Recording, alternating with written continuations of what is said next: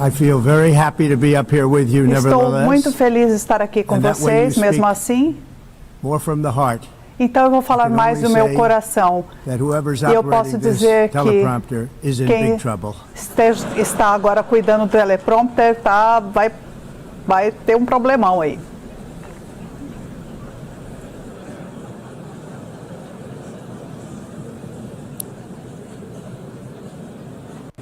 Para vocês, Hello, Madam First Lady. Olá, vocês senhora primeira-dama. compreenderem, Thank you very much. é o Madam Teleprom.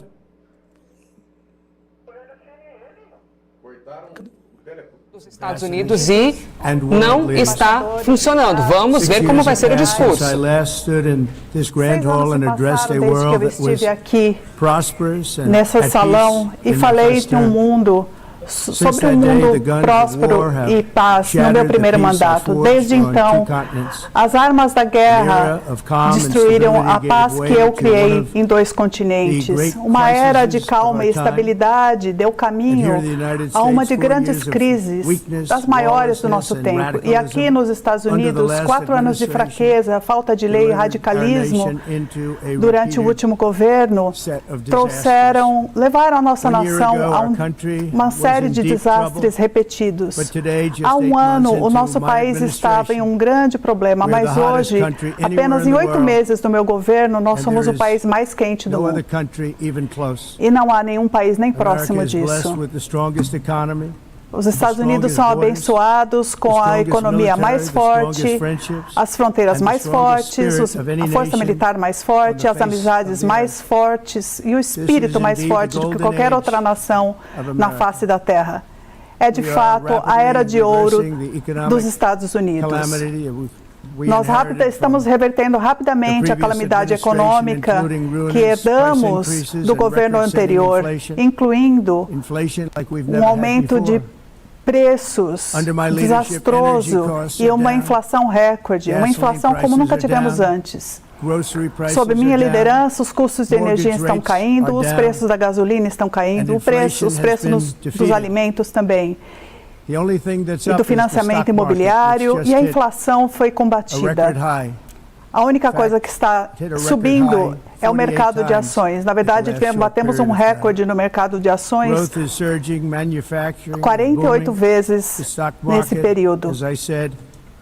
O crescimento está aumentando, a manufatura está aumentando e o mercado de ações, como eu disse, está indo melhor do que qualquer outra forma. Os trabalhadores estão tendo aumentos de salários numa velocidade maior do que nos últimos 60 anos. Nos 4 anos do presidente Biden, nós tivemos menos de $1 trilhão de novos investimentos nos Estados Unidos. Nos 8 meses no meu governo, nós asseguramos compromissos e já pagamos 17 trilhões de dólares. Pense nisso. 4 anos, pouco mais de $1 trilhão, e agora já temos 17 trilhões investidos nos Estados Unidos, que estão vindo de todas as partes do mundo. Nós implementamos o maior corte de impostos na história americana e é o maior custo de corte de regulamentos nos Estados Unidos na história americana. E muitas das pessoas aqui nessa sala estão investindo nos Estados Unidos e estão fazendo investimentos incríveis. Apenas em 8 meses. No meu primeiro mandato, nós construímos a maior economia da história do mundo. E agora estamos construindo a mesma coisa novamente. Na verdade, ela é ainda maior e ainda melhor. Os números ultrapassam o meu recorde do primeiro mandato. Na fronteira sul, nós conseguimos acabar, repelir a invasão colossal e nos últimos 4 meses o número de imigrantes ilegais entrando em nosso país foi 0. É difícil de acreditar, porque se olharmos para o que acontecia 1 ano atrás, havia milhões e milhões de pessoas entrando, deixando prisões, em situações de saúde mental, traficantes de droga, de todo mundo, eles vinham de toda parte do mundo. e entravam no nosso país com essa política ridícula de fronteiras abertas do governo Biden. A nossa mensagem é muito simples. Se você vem ilegalmente aos Estados Unidos, você será preso ou volta para o lugar de onde veio, ou algo pior do que isso. Vocês sabem o que eu quero dizer. Quero agradecer o país de El Salvador pelo serviço muito bem sucedido e profissional que eles têm feito ao receber e colocar na prisão muitos dos criminosos que entraram em nosso país e que estavam aqui por causa do governo anterior. E eles foram tirados, não temos escolha. E outros países também não têm escolha, porque eles vivem a mesma situação com a imigração, que está destruindo seus países. E é preciso fazer algo. Quando os Estados Unidos são respeitados novamente no palco global, como nunca antes, pensamos, por exemplo, 2 anos atrás, 1 ano, 4 anos atrás, nós éramos motivo de risada em todo o mundo. Na cúpula da OTAN em junho, praticamente todos os membros da OTAN formalmente se comprometeram a aumentar os gastos de defesa sob meu pedido de 2% para 5% do PIB, tornando a nossa aliança muito mais forte e poderosa do que antes. Em maio, eu visitei meus parceiros e amigos no Oriente Médio e reconstruí nossas parcerias no Golfo. E valorizei os nossos relacionamentos com a Arábia Saudita, com o Catar, com os Emirados Árabes Unidos e outros países.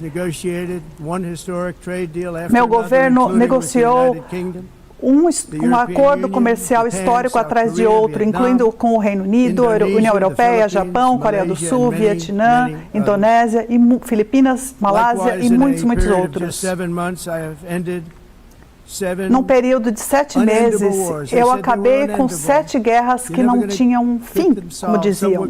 Diziam que essas guerras não tinham solução. 2 delas já aconteciam há 31 anos. Uma acontecia há 36 anos, pense nisso. Uma há 28 anos. Eu encerrei 7 guerras. E elas estavam acontecendo em todos os casos, com milhares de pessoas sendo mortas, incluindo no Camboja, Tailândia, Kosovo e Sérvia, Congo e Ruanda, uma guerra terrível, Paquistão e Índia, Israel e Irã, Egito e Etiópia, e a Armênia e Azerbaijão. Nenhum outro presidente ou primeiro-ministro ou nenhum outro país fez algo próximo disso. E eu fiz isso em apenas 7 meses. Isso nunca havia acontecido antes. Eu tenho muita honra de ter feito isso. É terrível que eu tenha feito isso ao invés das Nações Unidas terem feito isso. E, infelizmente, em todos os casos, as Nações Unidas nem tentaram ajudar em nenhum desses casos. Eu encerrei 7 guerras, lidando com os líderes de cada um deles e com todos desses países, e eles não receberam nenhum telefonema da Organização das Nações Unidas oferecendo ajuda para fazer um acordo. Quando eu subi aquela escada rolante, a primeira-dama estava ali do meu lado. Nós estávamos lindos naquele dia, tanto ela como eu, vai. E o teleprompter não funciona, tá vendo? Algumas coisas que eu tenho da ONU, uma escada rolante que não funciona e um teleprompter que não funciona, tá vendo? Obrigada. Bom, voltou, obrigado. Bom, acho que eu vou continuar assim, que é mais fácil. Muito obrigado. Eu não pensei nisso na época, porque eu estava ocupado salvando milhões de vidas. Esse é o custo de acabar com essas guerras. Mas eu percebi que as Nações Unidas não estavam ali para eles. Eles não estavam lá. E eu pensei que, durante essas negociações, que não são fáceis, eu pensei, qual é o propósito da Organização das Nações Unidas? Que ela tem um potencial tremendo, imenso. Mas ele não está à altura desse potencial. Ela não está à altura desse potencial. Na maior parte do tempo, pelo menos agora, ela parece ter palavras vazias e seguir uma carta apenas com palavras vazias. Elas não resolvem uma guerra. A única coisa que resolve uma guerra é uma ação. E depois de eu encerrar essas guerras e também de negociar os acordos de Abraão, que é algo sobre o qual nosso país não recebeu nenhum crédito, todo mundo fala que eu deveria receber o Prêmio Nobel da Paz por cada uma dessas conquistas, mas para mim, a maior conquista, o maior prêmio serão os filhos e filhas daqueles que viverão com seus mães e pais, porque milhões de pessoas não serão mais mortas em guerras sem fim e em glórias. O que importa não é ganhar prêmios, é salvar vidas. Nós salvamos milhões e milhões de vidas com essas 7 guerras. E estamos trabalhando com outras. Por muitos anos, eu fui um desenvolvedor imobiliário em Nova York, conhecido como Donald J. Trump. Eu apostei na renovação, na reconstrução desse prédio, desse complexo das Nações Unidas. Eu me lembro bem que na época iria custar 500 milhões de dólares. E eu pensei em trabalhar nesse piso de mármore, que eu daria o melhor possível, terraça, enfim. Paredes de mogno, enfim, mas eles ofereceram plástico que foram em outra direção e acabou sendo algo muito mais caro na época. E foi feito com um produto inferior. E eu percebi que eles estavam construindo com conceitos que eram tão errados e que a proposta deles era tão ruim, tão cara, que iria custar uma fortuna. E no fim, eu estava certo. Eles gastaram entre 2 e 4 bilhões de dólares nessa reforma e não tem os solos de mármore que eu havia prometido. Olha, olhando para a construção e o estado daquela escada rolante, acho que o trabalho ainda não acabou. O trabalho que deveria ter acabado anos atrás. O projeto foi tão corrompido que me pediram ao Congresso para falar do desperdício de dinheiro imenso. Sabiam que era algo que deveria custado entre 2 e 4 bilhões ao invés de 500 milhões, como eu havia garantido. Bom, eles não tinham ideia. Eu disse que custou mais do que 5 bilhões. Infelizmente, muitas coisas nas Nações Unidas estão acontecendo assim, mas em escala muito maior. É muito triste de ver. Seja se a ONU consegue gerir ou ter um papel de gestão, ou se consegue ajudar a liderança e a amizade dos Estados Unidos para um mundo mais próspero. Um mundo no qual seremos muito mais felizes, com futuros extremamente melhores ao nosso alcance. Mas para chegar até lá, nós devemos rejeitar as abordagens falhas do passado e trabalharmos juntos e confrontarmos algumas das maiores ameaças da nossa história. Não há um perigo maior ao nosso planeta do que as armas de destruição poderosas, mais poderosas já feitas pelo homem. No meu primeiro mandato, eu trabalhei num acordo para conter essas armas. Minha posição, e trabalhamos em uma nação como Irã, e a minha posição é muito simples. O mundo não pode patrocinar o terror e não pode permitir que o Irã possua a arma mais perigosa que existe. Eu então falei com o suposto líder supremo, fizemos uma oferta generosa, ofereci essa cooperação em troca de uma suspensão do programa nuclear iraniano. E a resposta do regime continua sendo uma ameaça aos vizinhos. Muitos dos ex-militares iranianos não estão mais conosco. Eles morreram 3 meses atrás com a nossa Operação Martelo da Meia-Noite, quando usamos 7 bombardeiros B-2 que derrubaram bombas de 30 mil libras, 14 bombas de 30 mil libras. Nenhum outro país tinha equipamento para fazer o que fizemos com as maiores armas que temos na Terra. Nós odiamos usá-las, mas foi algo que há 22 anos as pessoas tentavam lutar, que é o programa nuclear iraniano. Nós acabamos com a capacidade do país. Foi a guerra de 12 dias, como chamaram, entre Israel e Irã, e os dois lados concordaram que não iriam mais lutar. Como todos sabem, eu estou bastante comprometido em buscar o cessar-fogo em Gaza. Nós sabemos disso, nós vamos conseguir isso. Infelizmente, o Hamas continua rejeitando as ofertas para fazer a paz. Não podemos esquecer do 7 de outubro. Se encorajamos o conflito, isso acaba trazendo, ao reconhecer o Estado palestino, nós estamos encorajando o conflito contínuo, é uma recompensa. Seria ótimo para os terroristas do Hamas por suas atrocidades, seria uma recompensa pelas atrocidades horrorosas, incluindo as de 7 de outubro. E eles se recusam a devolver os reféns nesse cessar-fogo. Ao invés de desistir e ceder ao Hamas, nós temos de ter uma mensagem apenas: libertem os reféns agora. Só façam isso, libertem os reféns agora.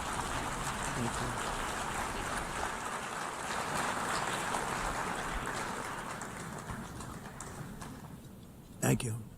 As we have got to come together, and we will come together. Nos unimos aqui, nós temos que parar a guerra em Gaza. Devemos parar imediatamente. Precisamos negociar imediatamente, negociar a paz, ter os reféns de volta. Queremos todos os 20 de volta. Não queremos 2 ou 4. Eu estive com o Steve Witkoff e com o Marco Rubio e nós nos envolvemos nisso, estamos muito envolvidos. Como eu disse, e é exatamente o que precisa acontecer. Nós não queremos 2 reféns de volta, ou 3, ou 1. Nós queremos todos, inclusive os corpos dos 38 mortos, de volta aos seus familiares. Queremos rapidamente e queremos muito. Eu tenho trabalhado também de forma incansável para parar com os assassinatos na Ucrânia. Eu pensei que das 7 guerras que eu parei, essa seria a mais fácil por causa do meu relacionamento com o presidente Putin, que sempre foi muito bom. Eu achei que seria mais fácil. Mas numa guerra você nunca sabe o que vai acontecer. Há muitas surpresas, boas e ruins. Todo mundo achou que a Rússia ganharia essa guerra em 3 dias e não foi assim. Seria só um conflito ali, pequeno, e não está fazendo bem a imagem da Rússia, está fazendo mal à imagem da Rússia. É algo que deveria ter durado dias, menos de uma semana, e já dura 3 anos e meio. E os assassinatos vão de 5 a 7 mil jovens soldados mortos toda semana. 5 a 7 mil pessoas jovens. E alguns outros ainda são assassinados quando drones, quando foguetes são lançados. É uma guerra que nunca deveria ter começado se eu fosse presidente. Isso mostra como a liderança, quando temos uma liderança ruim, isso pode prejudicar um país. Vejam o que aconteceu nos Estados Unidos, vejam onde estamos hoje. Só num curto período, a única questão de vidas que teríamos salvo. Tantas mortes desnecessárias. A China e a Índia acabam financiando, estão ajudando essa guerra ao continuarem comprando petróleo russo. Mas sem nenhuma desculpa, mesmo países da OTAN não cortaram os seus suprimentos de energia russa. E os produtos de energia russa, como vocês sabem, eu descobri isso 2 semanas atrás, eu não estava feliz. Pense nisso, eles estão financiando a guerra contra eles próprios. Vocês já sabiam disso? Caso a Rússia não consiga fazer um acordo para financiar a guerra, os Estados Unidos estão preparados para impor isso. Nós temos uma rodada muito forte de tarifas que podem acabar com esse banho de sangue, acredito, rapidamente. Mas para que essas tarifas sejam eficazes, as nações europeias, vocês aqui reunidos aqui, vocês devem se juntar a nós em adotar as mesmas medidas. Vocês estão mais perto deles. Nós temos um oceano entre nós. Vocês estão lá. A Europa tem de se levantar, tem de trazer a sua posição para isso. Eles não podem fazer o que estão fazendo. Eles estão comprando petróleo e gás da Rússia, enquanto estão lutando contra a Rússia. É vergonhoso. E eu acho que é vergonhoso que eu tenha descoberto isso. Então, eu acho que eu estou pronto para discutir isso hoje com as nações europeias que estão reunidas aqui. Eu acho que eles não vão ficar muito felizes por me ouvir nisso, mas enfim, é a maneira. Eu falo o que vem à minha cabeça, eu falo a verdade. Eu quero reduzir a ameaça de armas no dia de hoje, então eu estou também falando de como podemos acabar com o desenvolvimento de armas biológicas. E armas biológicas, armas nucleares são horrorosas. Nós vamos incluir as armas nucleares também nessa discussão. Queremos o fim do desenvolvimento de armas nucleares. Nós sabemos, elas são tão poderosas. Nós nunca podemos usá-las. Se usarmos alguma vez, o mundo literalmente pode acabar. Não haverá Nações Unidas para falarmos a respeito. Há poucos anos atrás, nós vivemos a experiência devastadora da pandemia global. E apesar dessa catástrofe mundial, muitos países continuaram com pesquisas muito arriscadas em armas biológicas e patógenos feitos pelo homem que são terrivelmente perigosos.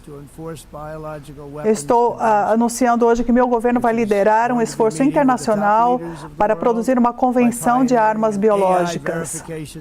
Nós estamos trabalhando com líderes no mundo e com pioneiros no sistema de verificação de inteligência artificial nesse sentido. Esperamos que a ONU possa ter um papel construtivo e que também esteja trabalhando nesses projetos iniciais com a IA. Ela pode ser muito boa, porque muitas pessoas estão dizendo que ela pode ser uma das melhores coisas já feitas, mas ela também pode ser perigosa. Então, nós temos de dar um bom uso, um uso incrível. E esse é um exemplo de bom uso da inteligência artificial. A ONU não só não está resolvendo os problemas que deveria, como está criando novos problemas para resolver. O melhor exemplo é o número de uma questão política do nosso tempo, que é a imigração descontrolada, ela está fora de controle. Nossos países estão sendo arruinados. A ONU está financiando um ataque aos países ocidentais e suas fronteiras. Em 2024, a ONU financiou 370 milhões em assistência financeira para apoiar cerca de 624 mil migrantes viajando aos Estados Unidos. Pensem nisso. A ONU está apoiando pessoas que estão entrando ilegalmente nos Estados Unidos. Ela também está fornecendo comida, abrigo, transporte, cartões de débito para imigrantes ilegais. Dá para acreditar nisso? Nessas pessoas que infiltram o nosso país pela fronteira sul? Milhões de pessoas que chegam na fronteira sul. Milhões e milhões que chegam. 25 milhões ao longo de 4 anos, por causa da incompetência do governo Biden. E agora eles pararam. Eles pararam totalmente. Eles não estão vindo mais, porque eles sabem que eles não vão conseguir. Mas sabe, algo que é totalmente inaceitável é que a ONU, que deveria parar com essas invasões e não criá-las e não financiá-las. Nos Estados Unidos, nós rejeitamos a ideia desse número imenso de pessoas vindo de países estrangeiros, viajando metade do mundo, cruzando as nossas fronteiras, violando a nossa soberania, causando crimes sem controle e acabando com a nossa rede de segurança. Nós asseguramos que os Estados Unidos pertencem aos americanos e encorajamos todos os países a se posicionarem em defesa de seus cidadãos. Vocês precisam fazer isso. Eu não vou falar nomes, mas eu vejo. Poderia citar cada um de vocês. Seus países estão sendo destruídos. Estão sendo destruídos. A Europa está em sérios problemas. Está sendo invadida por uma força de imigrantes ilegais como ninguém viu antes. Imigrantes ilegais estão entrando na Europa. Ninguém está fazendo nada para mudar isso. É insustentável, porque eles escolheram ser politicamente corretos e não há nada de bom nisso. Londres, por exemplo, tem um prefeito terrível, horroroso, e a cidade mudou tanto. E agora eles querem ter a Sharia, a lei islâmica. Mas é um país diferente. Não dá para fazer isso. A imigração e as ideias suicidas de energia vão ser a morte da Europa Ocidental. É algo que não pode ser, que não se sustenta. Para manter um mundo bonito, é saber que cada país é único e que cada país deve ter o direito de controlar suas fronteiras. Como fazemos agora, limitar o número de imigrantes entrando no nosso país e pagando para as pessoas para que eles recebam de volta seus países.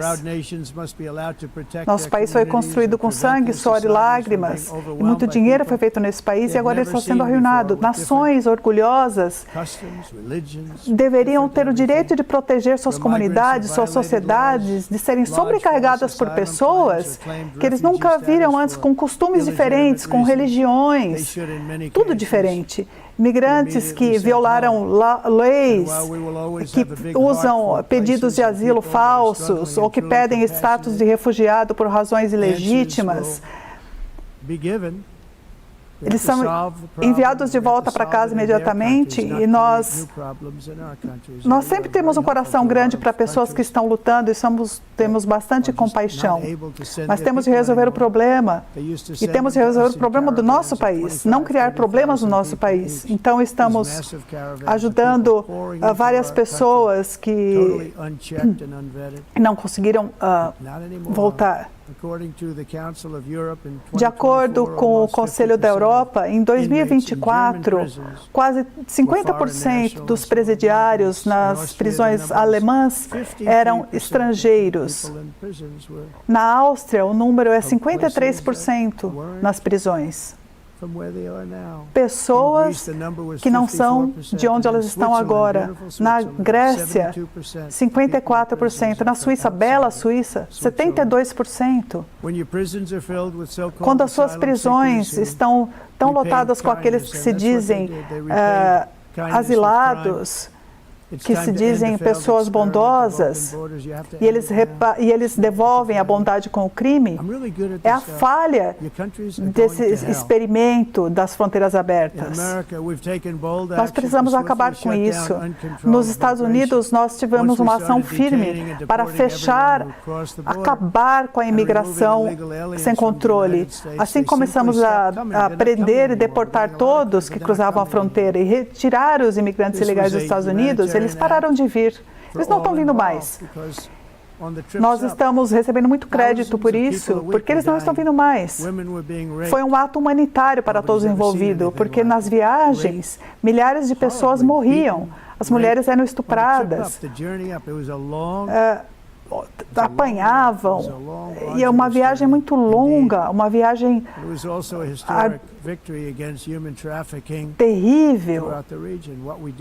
Era o tráfico humano horroroso acontecendo na região. E o que fizemos foi uma vitória, porque nós salvamos tantas vidas de pessoas que não conseguiriam terminar essa jornada. Esse caminho está lotado de mortos. Há corpos em todo o caminho, na floresta, nas estradas. Eles passam por áreas tão quentes que eles não conseguiam nem respirar. São áreas tão quentes que você sufoca. Corpos por toda parte. Mas eles não estão vindo mais.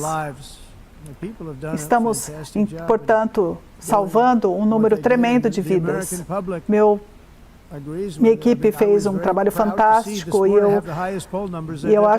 eu tenho muito orgulho de dizer que nós tivemos o melhor número de pesquisas que nós já tivemos, e acho que parte disso vem por causa da fronteira. As políticas de Joe Biden na economia, as políticas que acabam favorecendo assassinos de gangues, traficantes de pessoas, traficantes de crianças, cartéis de drogas, prisioneiros de todo o mundo. O governo anterior perdeu 300 mil crianças que foram traficadas para dentro dos Estados Unidos, sob o governo de Biden. Muitas foram estupradas, exploradas, abusadas e vendidas. O pessoal das fake news não fala, não escreve sobre isso. Muitas crianças que desapareceram ou morreram. Nós encontramos muitas dessas crianças e as devolvemos aos seus pais. Nós perguntamos de onde eles vinham, eles diziam o país, ou então nós descobrimos e mandamos de volta para os seus países. E as mães, os pais correram para as portas de casa chorando, nem acreditavam que estavam recebendo de volta seu filho ou filha de volta. Fizemos isso com quase 35 mil deles até agora. Qualquer sistema que resulta no tráfico maciço de crianças é um sistema maldoso em sua raiz. No entanto, é exatamente isso que essa migração globalista tem feito. E é disso que se trata. Nos Estados Unidos, nesses dias, o governo Trump está trabalhando e continuará trabalhando para rastrear quem são esses vilões. Estão causando esse problema e também, assim como devolvemos essas 35 mil crianças, acho que até são mais. Mas há mais de 300 mil que estão perdidas ou mortas aqui. E nós queremos encontrar como encontramos as outras 35 mil. Eu designei também para proteger nossos cidadãos cartéis de drogas. As pessoas não colocam mais grandes cargas de drogas em barcos agora. Elas viram o que aconteceu com as embarcações da Venezuela nos mares ali. E as pessoas não querem mais. Então nós virtualmente paramos a chegada de drogas no nosso país pelos mares, pelo oceano, porque essas drogas matam pessoas. Centenas de milhares de pessoas foram designadas como membros de cartéis e agora como organizações terroristas internacionais, junto com organizações transnacionais, provavelmente as piores do mundo, como a MS-13, o Trem de Aragua, da Venezuela. Essas organizações torturam, mutilam, assassinam com impunidade. Eles são os inimigos de toda a humanidade. Por essa razão, nós recentemente começamos a usar o poder supremo das forças militares dos Estados Unidos para destruir os terroristas da Venezuela e as redes de traficantes lideradas por Nicolás Maduro e todo esse tráfico venenoso que entra nos Estados Unidos. Então eu advirto que nós vamos acabar com a existência de vocês. É o que estamos fazendo. Não temos escolhas, não vamos deixar acontecer. Não acredito que perdemos 300 mil pessoas no ano passado para as drogas, 300 mil, por fentanil e outras drogas. A energia é uma área também que os Estados Unidos está indo maravilhosamente bem como nunca antes. Nós acabamos com aqueles renováveis, aquilo que era falsamente chamado de renováveis, porque isso é uma piada. Elas não funcionam, elas são caras, elas não são fortes o suficientes para alimentar indústrias, para tornar o país incrível. As eólicas não funcionam, as grandes são patéticas e caras para operar, têm de ser reconstruídas o tempo todo e começam a enferrujar e estragar. É a energia mais cara já feita, já inventada. E, na verdade, não é energia. A gente deveria fazer dinheiro com energia, não perder dinheiro. Se a gente perde dinheiro, os governos precisam subsidiar, e você não pode colocar subsídios grandes nisso. Então, muitas delas são construídas na China, e demos à China muito crédito. Eles fizeram essas fazendas de eólicas. Eles construíram essas fazendas eólicas e sabe o quê? Agora eles usam carvão, usam gás, usam quase tudo, porque eles não gostam da eólica. A Alemanha, eu dou muito crédito à Alemanha, mas ela entrou nessa agenda verde, de energia verde. Eles estavam seguindo nesse caminho do LED, e eles acabaram indo terrivelmente, tanto na imigração como na energia. E eles estavam falindo. E agora, com a nova liderança, essa nova liderança que entrou, eles estão de volta onde estavam. Com combustíveis fósseis, com nuclear, que é bom, que é seguro, e quando feito de forma adequada. Eles voltaram para onde eles estavam e abriram novas empresas, nova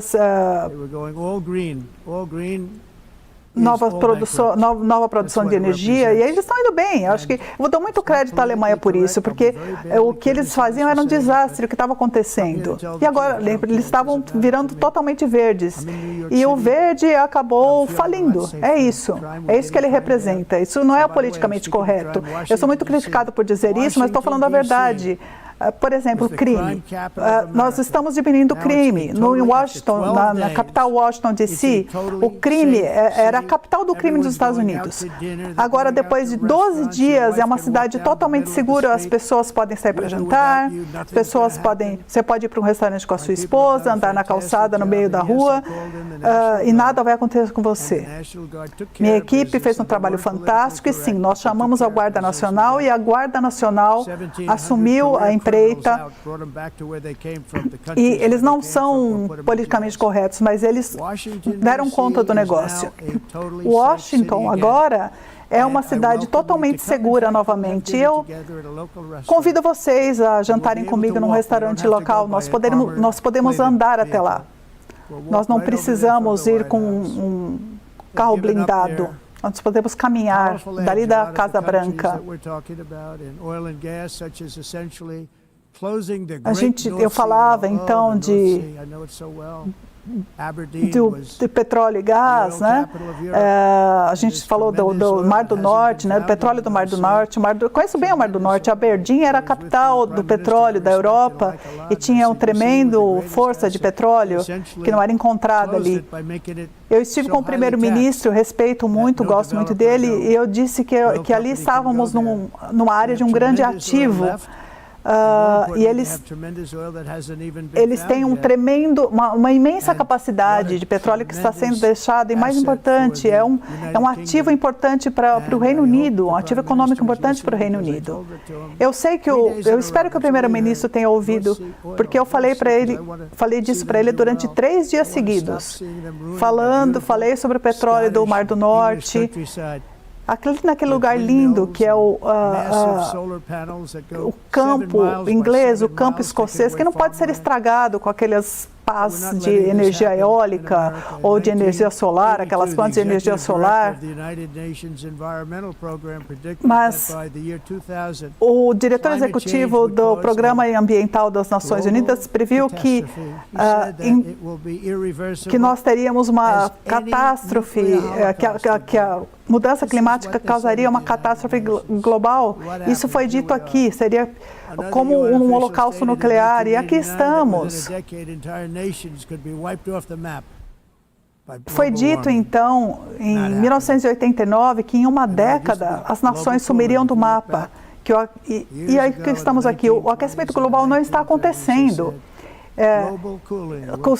Costumava ser o resfriamento global, se vocês lembrarem, anos atrás. E depois começaram a falar que o aquecimento global vai matar o mundo. E depois começaram a falar de mudança climática. Porque, enfim...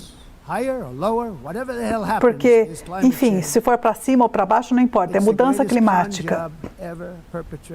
É o maior golpe já feito na humanidade, na minha opinião. A mudança climática, não importa o que aconteça, não importa se o mundo está esquentando ou esfriando, todas essas previsões feitas pelas Nações Unidas, muitas, por razões ruins, estavam erradas. Foi feita por gente burra.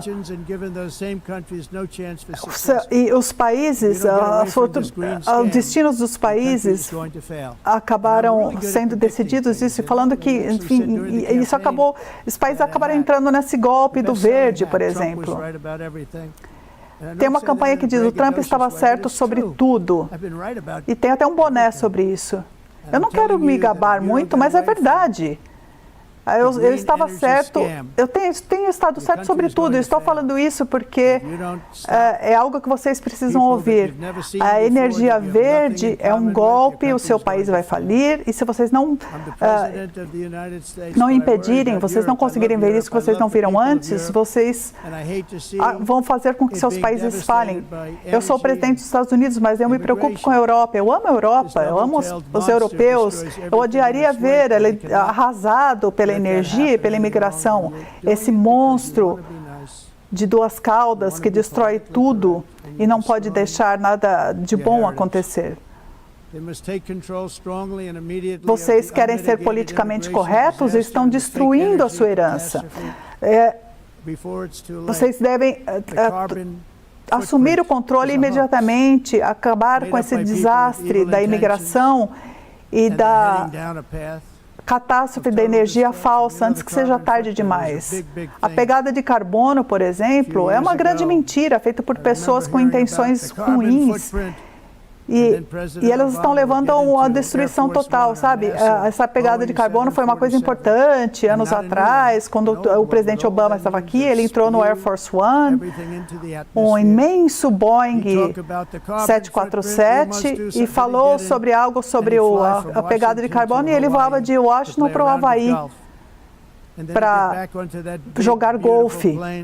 E aí ele estava naquele avião lindo, voando, e falou de novo: aquecimento global, pegada de carbono. É um golpe. Então, a Europa, com um trabalho muito custoso, conseguiu reduzir a sua pegada de carbono em 37%. Parabéns, Europa. Ótimo trabalho. Isso custou vários empregos, muitas empresas fecharam, mas vocês reduziram a pegada de carbono em 37%. No entanto, todo esse sacrifício e muito mais, essas pessoas não enxergam. Um crescimento de 54%, muito vindo da China e de outros países que estão indo muito bem em volta da China, produzem mais CO2 do que outras nações desenvolvidas no mundo. Todos os países estão trabalhando, então, com essa pegada de carbono. Isso é besteira, aliás. É uma besteira. E nos Estados Unidos, nós temos ainda ambientalistas radicalizados, eles querem fechar fábricas, eles querem que tudo pare, não querem mais o gado, eles acho que querem matar o gado. Mas nós temos uma fronteira, nós temos um formato, e esse formato, ele não é amorfo. Nós temos o ar muito limpo. Acho que temos o ar mais limpo que já tivemos. O problema é que outros países, como a China, que produz o ar muito mais poluído, esse ar acaba soprando e o ar acaba chegando aqui. E aqui fica poluído, porque ele vem de outros países, onde o ar não é tão limpo. E os ambientalistas se recusam a enxergar isso. Mesma coisa com lixo. Na Ásia, eles jogam o lixo no oceano. E ele acaba fluindo numa viagem de 2 semanas, chega em Los Angeles. E em Los Angeles temos muito lixo, muito lixo. Aí ele passa Los Angeles, passa São Francisco.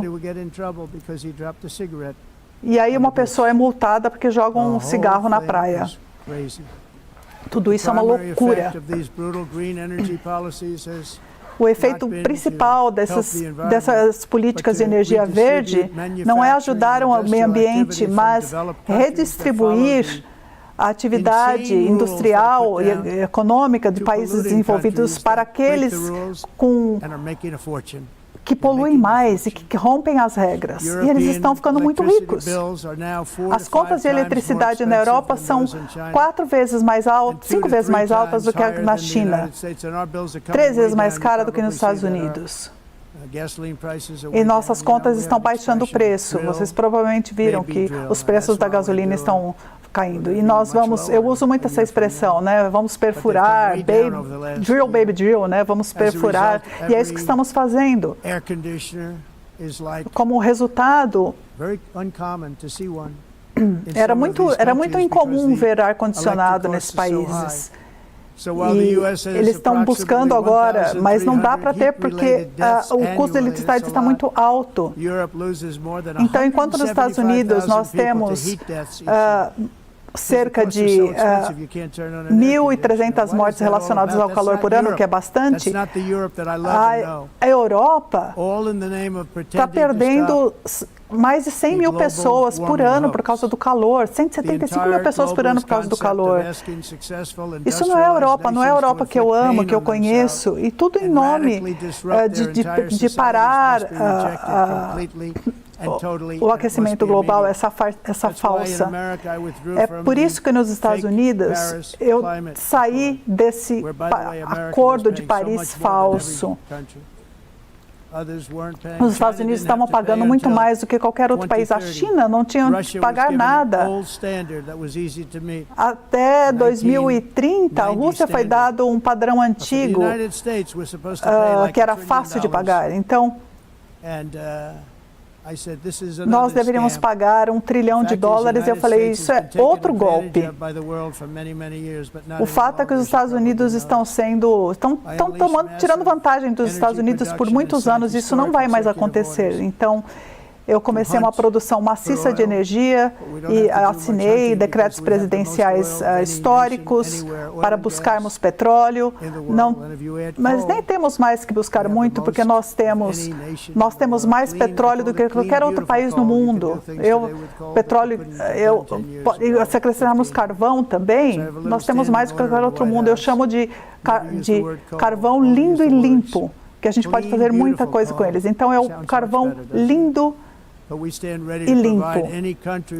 Soa bem, não? Mas estamos prontos para fornecer aos países também suprimentos de energia com bom preço, se eles precisarem. Nós estamos exportando com orgulho energia para todo mundo. Nós agora somos o maior exportador. Nós queremos comércio robusto com todas as nações, todas. Queremos ajudar as nações. Mas ele deve ser justo e recíproco. Os países que têm comércio, isso acontece também, a mesma coisa que acontece com o clima. Os países que seguem as regras e têm as suas empresas seguindo as regras acabam falindo. E aqueles que rompem as regras acabam se dando bem. É por isso que os Estados Unidos agora estão aplicando tarifas a outros países. E foram tarifas que foram aplicadas a nós de forma incontrolável. Nós usamos as tarifas como um mecanismo de defesa no governo Trump, incluindo no meu primeiro mandato, que tivemos centenas de bilhões de dólares em tarifas entrando no país. E tivemos a menor inflação, aliás. E agora já temos uma inflação muito baixa. A única diferença é que nós temos centenas de bilhões de dólares que estão entrando no nosso país. Nós vamos usar as tarifas para defender a nossa soberania, segurança, inclusive contra países, incluindo países que tiraram vantagem de governos anteriores dos Estados Unidos por décadas, incluindo os mais governos, incluindo o mais corrupto e incompetente. O Brasil agora tem tarifas imensas em resposta aos esforços para interferir nos direitos e liberdades de cidadãos americanos e outros com censura, repressão, uso do sistema judicial como arma, corrupção e o uso de críticas da política como alvos. Eu não tenho problema de dizer isso, porque eu devo dizer, eu estava aqui, eu encontrei o líder do Brasil a entrar aqui, eu falei para ele, nós nos abraçamos e as pessoas falaram, dá para acreditar nisso? Nós concordamos que nós vamos nos encontrar na próxima semana. Não temos muito tempo para falar, mas aqui, né, foi tipo 20 segundos. Mas nós conversamos e nós concordamos em conversar na próxima semana. Ele parece um homem muito agradável e eu gosto dele. E ele gosta de mim. E eu gosto de fazer negócios com pessoas que eu gosto.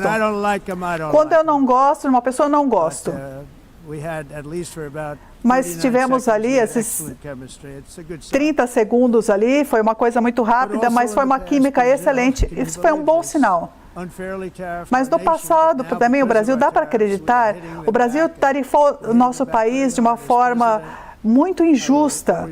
E por causa dessas tarifas, nós temos então as tarifas de volta e também, como presidente, eu defendo a soberania e os direitos de cidadãos americanos. Eu lamento dizer que o Brasil está indo mal e vai continuar indo mal, e eles só irão bem se trabalharem conosco.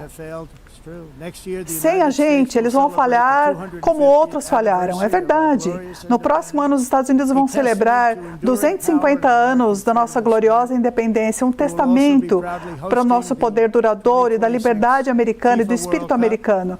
Nós também receberemos a Copa da FIFA e também receberemos Jogos Olímpicos depois. Será uma grande celebração de liberdade, da conquista humana, e junto nós veremos veremos os milagres que começaram em 4 de julho de 1776, quando fundamos a luz para todas essas nações, e algo realmente incrível aconteceu. Eu disse que os Estados Unidos, em honra desse momento do aniversário, espero que outros países encontrem inspiração no nosso exemplo e se juntem a nós, para que nós possamos defender o discurso, a liberdade de discurso, podemos defender a liberdade de expressão, podemos proteger a liberdade de religião, e as religiões mais perseguidas, a religião mais perseguida no planeta hoje é o cristianismo. Então vamos assegurar a nossa soberania e saudar as qualidades que tornaram a nossa nação tão especial.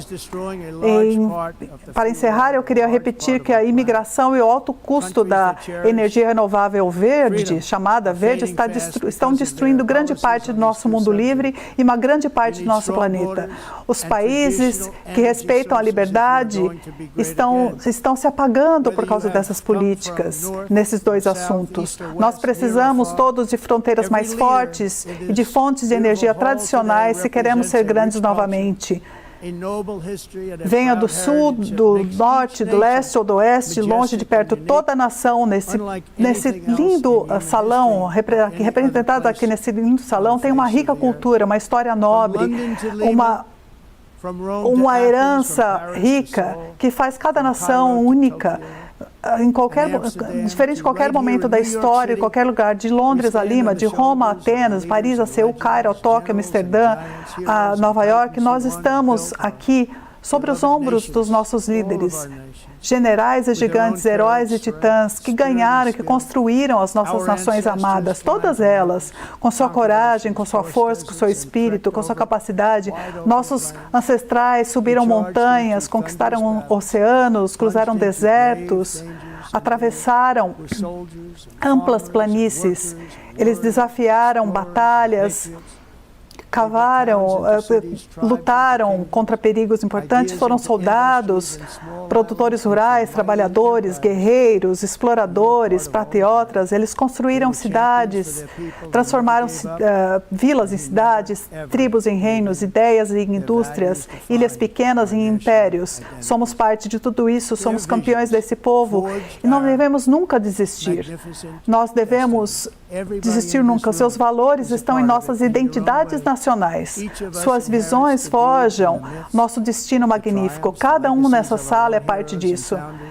Cada um à sua maneira. Cada um de nós herda os nossos mitos, triunfos, os legados dos nossos heróis e fundadores, que mostraram tão bravamente que eles deram tudo por nossa terra, que eles defenderam com orgulho, com suor, com sangue, com vida e com a morte. Agora nós temos o direito, a tarefa de proteger as nossas ações que eles construíram para nós.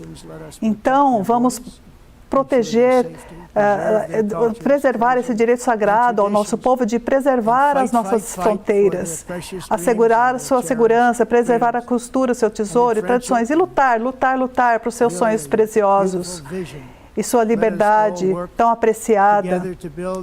Vamos pensar numa visão bonita do mundo. Vamos trabalhar juntos para construir um mundo mais bonito, mais brilhante, um planeta que compartilhamos, um planeta de paz que é mais rico, melhor, mais belo do que antes. Isso pode acontecer, isso vai acontecer. E eu espero que nós possamos começar agora, nesse momento. Vamos fazer os nossos países melhores, mais seguros, mais bonitos. Vamos tomar conta do nosso povo. Muito obrigado. Que Deus abençoe todas as nações. Muito obrigado.